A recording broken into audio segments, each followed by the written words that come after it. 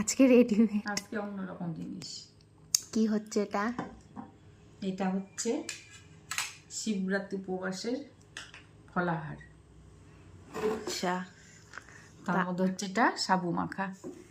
সাবু ভিজিয়ে রেখেছিলাম 2 ঘন্টা আগে।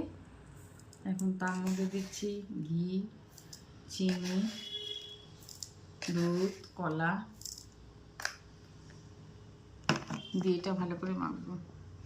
মা কিন্তু উপবাস করেনি, আমি করেছি। হ্যাঁ, মা করেনি, মা শরীরই ভালো না।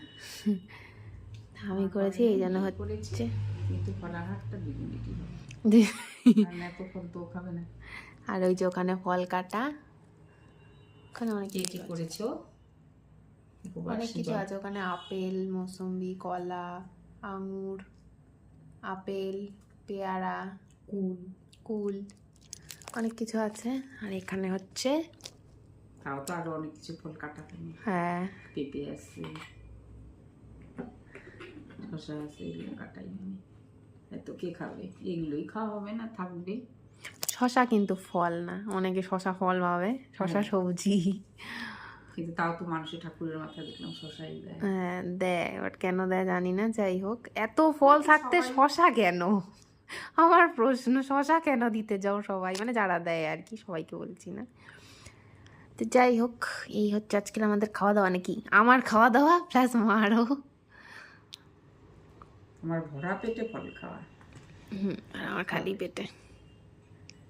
তুই উপবাস করছিস তাই হচ্ছে। আর এই জন্য মা আজকে কিছু রান্নাও করেনি, আমি আজকে রান্না করিনি, খাইনি, বালতি খাইনি,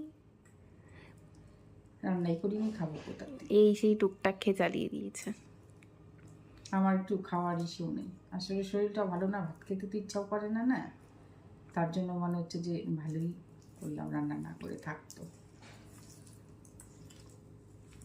একজন মানুষ একা কি খাবো, এমনিই নষ্ট হয় ভাত। তো এখন এটা মাখা হচ্ছে, তারপরে দুধ দেওয়া হবে, এই যেখানে দুধ আছে। মেখে নি, কলাটা না হলে এসে হবে না তো। তো হ্যাঁ, কাঁচা দুধ। আচ্ছা, এবার দেওয়া হচ্ছে দুধ। কারণ আমরা তো জাল দেওয়া দুধ আজকে খাওয়া হয় না, আজকে আগুনের জিনিস খাওয়া হয় না, এই জন্য কাঁচা দুধই দিলাম। বাস, এই যে রেডি আমাদের সাবু মাখার ফল। আজকে রাত্রের ফলাহার। তোমরা কারা কারা শিবরাত্রি করলে জানিও কমেন্টে। আর ভিডিও ভালো লাগলে তো লাইক কমেন্ট করবেই।